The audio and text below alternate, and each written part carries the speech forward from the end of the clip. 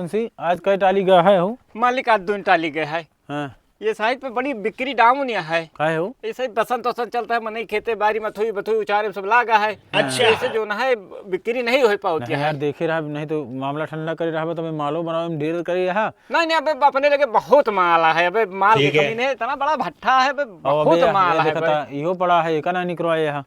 हां का ई हाँ। ई बस कल दिन भर में कल खत्म कर दिया। नहीं कर रुपया दिया वरहन।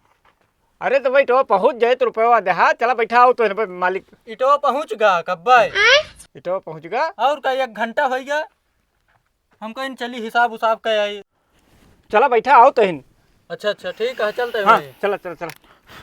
तू लम्बरदार खिए के है? नहीं हम तवारी किए कही। अच्छा कहो अब वहीं तो ये बताएं कि जो है 2 टाली का है, तू 3 टाली का है तो रखिए। हाँ हमारे यहाँ 3 टाली का है।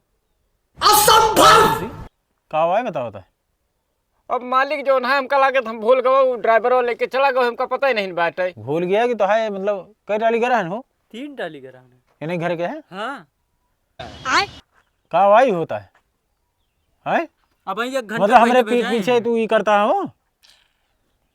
एक टाली कोनो दूसर भट्ठा से लगा हुई है, अपने से नहीं गा है। भट्ठो से ले गए 3 टाली। तू रहा? हाँ मिसिर वाला बोलता है।